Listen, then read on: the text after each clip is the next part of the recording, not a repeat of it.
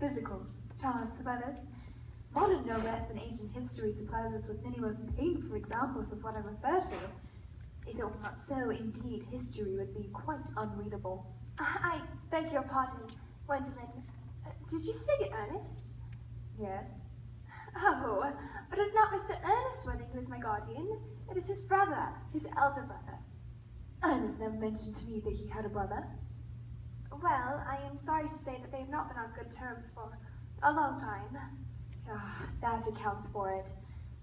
And now that I think of it, I have never heard any man mention his brother. The subject seems distasteful to most men. Cecily, you have lifted a load from my mind. I was growing almost anxious. It would have been terrible if any cloud had come across a friendship like ours, would it not? Of course, you are quite sure that it is not Mr. Ernest Worthing who is your guardian? Quite sure. In fact, I am going to be his. I beg your pardon? My dear Gwendolyn, there is no reason why I should make a secret of it to you. A little county newspaper is sure to chronicle the fact next week. Mr. Ernest Worthing and I are engaged to be married. My darling Cecily, I am afraid there must be some slight error. Mr. Ernest Worthing is engaged to me. The announcement will appear in the morning's post on Saturday at the latest. You must be under some strange mistake, for you see, Ernest proposed to me exactly 10 minutes ago.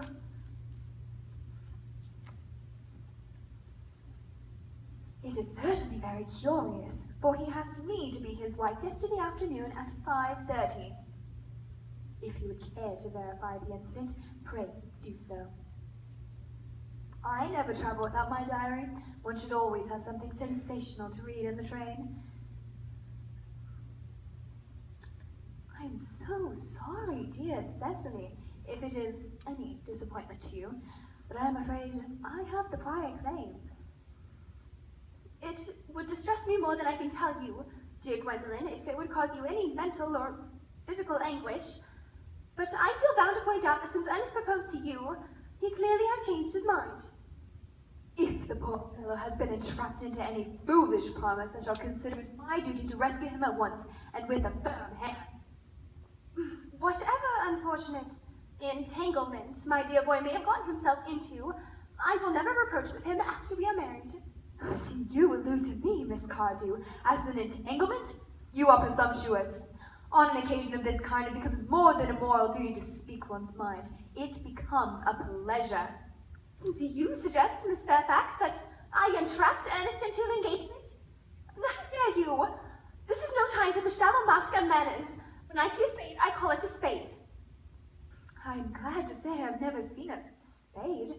It is obvious that our social spheres have been widely different. Shall I let you here as usual, miss? Yes, as usual. Are there many interesting walks in the vicinity, Miss Cardew? Oh yes, a great many. From one of the hills quite close, one can see 5 counties. 5 counties? I don't think I should like that. I hate crowds. I suppose that is why you live in town. Quite a well-kept garden this is, Miss Cardew. So glad you like it, Miss Fairfax. I had no idea there were any flowers in the country. Yes, flowers are common here, Miss Fairfax, as people are in London. Personally, I cannot understand how anybody manages to exist in the country. If anybody who is anybody does, the country always bores me to death.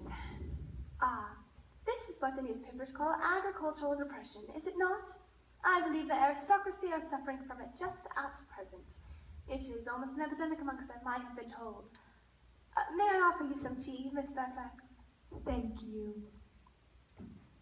Detestable girl. But I require tea. Sugar? No, thank you. Sugar is not fashionable anymore.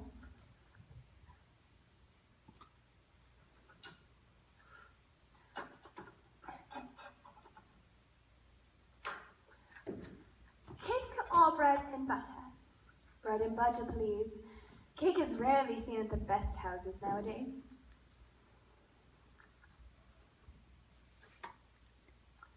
Hand that to Miss Fairfax.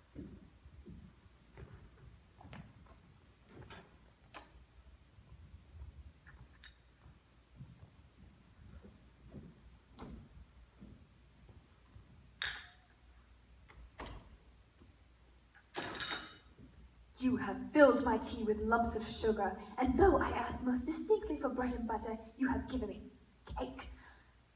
I am known for the gentleness of my disposition and the extraordinary sweetness of my nature. But I warn you, Miss Cardew, you may go too far. To save my poor, innocent, trusting boy from the machinations of any other girl, there are no lengths to which I would not go. From the moment I saw you, I distrusted you. I felt that you were false and deceitful. I am never deceived in such matters. My first impressions of people are invariably right. It seems to me, Miss Fairfax, that I am trespassing on your valuable time. No doubt you have many calls of a similar character to make in the neighborhood.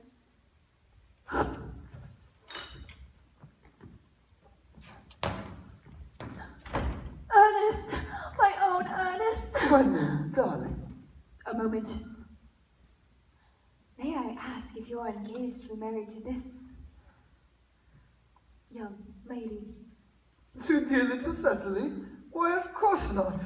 What could have put such an idea in your pretty little head? Thank you. You may. I knew there must be some misunderstanding, for you see, the gentleman whose arm is at present around your waist is my dear guardian, Mr. John Worthing. I beg your pardon? This is Uncle Jack. Jack! Oh! Here is Ernest. Cecily. A moment. Might I ask you, are you engaged to be married to this young lady? What young lady? Good heavens, Gwendolyn! Yes, to good heavens, Gwendolyn. I mean to Gwendolyn. Now, what could have been such an idea in your pretty little head? Thank you. You may. I felt that there was some slight error, Miss Cardew. The gentleman who is now embracing you is my cousin, Mr. Algernon Moncrief.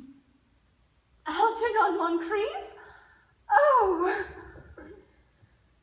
Are you really called Algernon? I cannot deny it. Is your name really John?